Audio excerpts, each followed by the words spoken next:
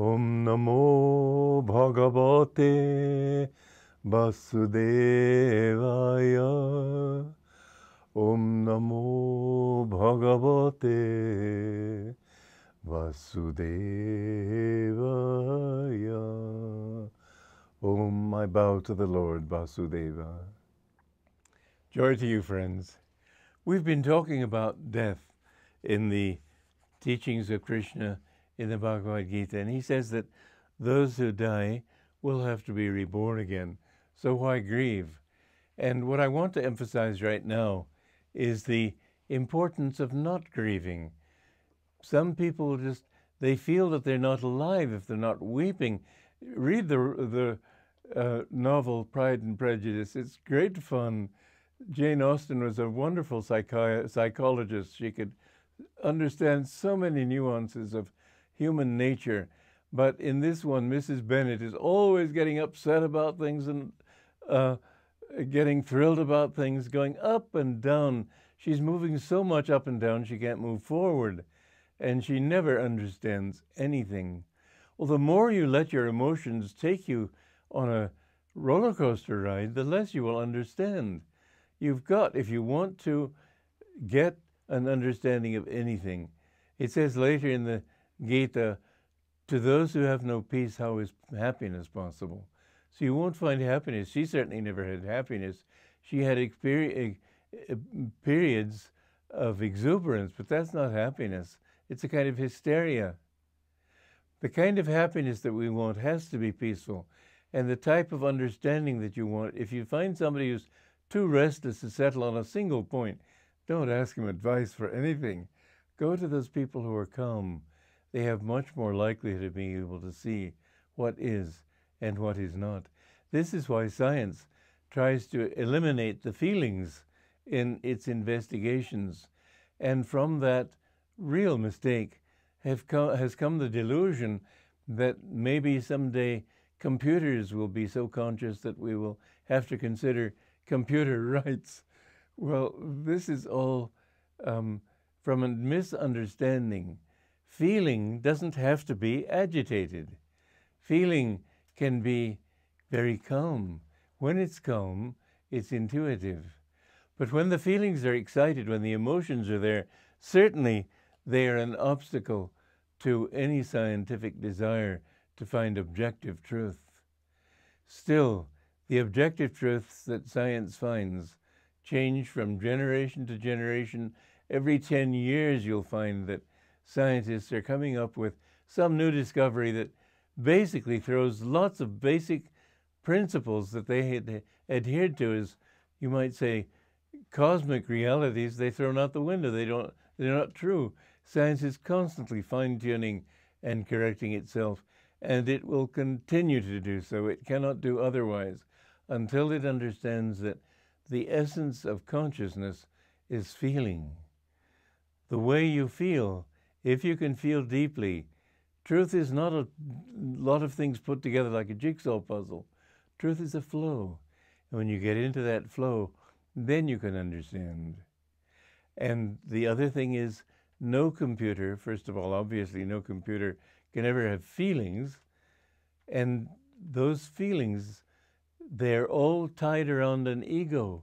You can never get a computer to have self-consciousness. This is where everything is created by God. God manifested the whole universe, and he is present in every atom. Every atom, Yogananda said, is dowered with individuality. When we understand these truths, then we understand that the two things that we need first to work on are, to begin with, our feelings. We need to get our feelings under control if we want to know what life is all about. And for those who don't, well, let them get drunk and have a good time and do anything. I remember one time I was at a party and I was talking to somebody and someone came over and, what are you talking about? I said, well, philosophy. Oh, philosophy, yuck! Well, if you think that way, fine, go ahead. You'll reach the point, however, where you've had enough of suffering, you've had enough of pain and sorrow, and you begin to think, what is this all about? Why do I have to keep going through these things? That man died a drunkard, poor fellow. But We have to reach the point where we understand that philosophy is not just abstract thinking about what's all about. It's not a mathematical formula. It touches your own reality, how you can find happiness. That's what it's really all about. Until science can make people happy, it won't be giving them truth. Until everything we try for in life can give us happiness, it's not worth considering. The goal of life is happiness. The goal of life is beyond happiness. It's Ananda, ever existing, ever conscious, ever new bliss. And this is what life is all about. But we will go to those levels that are up or down in the astral world, and we'll come back into this world and be bouncing babies who go bouncing through life with their emotions. And somebody says something, what do you mean by that? People have duels, or used to have duels. Now they have boxing matches, and it just seems so ridiculous. What does it matter what other people think? Be calm, don't grieve. I've lost my parents, and of course I was sorry to leave them. But you know, when my father died, he was I don't know if I would call him an atheist. I'd prefer to say he was an agnostic, but he was very much opposed to my way of living, seeking God and so on. He had wanted me to be an electrical engineer. But you know, when he died, I really felt his presence, as it had been when he was a young man, full of energy, full of enthusiasm for life. And I knew that was his consciousness now. But wherever you go, that's why grieve about anything. I was happy to get that experience. I don't say that I missed him, because I know that I'll see him again. When people die, I have seen so many people that I know I've seen them before. Don't grieve about anything. Try to reach that point in your life where you can be even-minded and cheerful. Only then can you really begin to see and understand what life is all about, why you are here, what you were supposed to do. My father wanted me to be an engineer, as I told you, an electrical engineer. Other people would want you to be a businessman and make money. This is just their opinions. These are just, you can't see things clearly until you understand, why do I want to be an engineer? Why do I want to make money? Well, basically, I want all those things to find happiness. And will they give me happiness? This is the next question the calm mind must ask. And you have to say, well, no, I haven't seen anybody who's really happy just because he's done these things. And so with calmness, you can pull back and say, is it giving me, and will it give me, and has it given anyone what they wanted? And you have to say that looking over the human scene, nobody seems satisfied. Nobody's happy. You see in their eyes a lot of unhappiness, a lot of frustration and unfulfillment. Is that a word? Lack of fulfillment, anyway.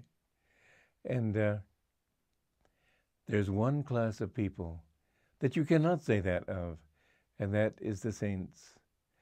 And the saints include all those who sincerely seek God, even if they haven't found him. There is something in the eyes of those who are seeking that higher truth that bespeaks inner contentment, inner peace. With that much in favor of seeking truth, don't you think you should really take this seriously?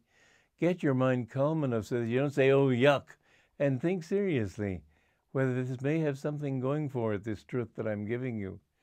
It's time you took up this battle of Kurukshetra and fought against your lower nature and decided that you needed to reclaim your higher nature. Joy to you.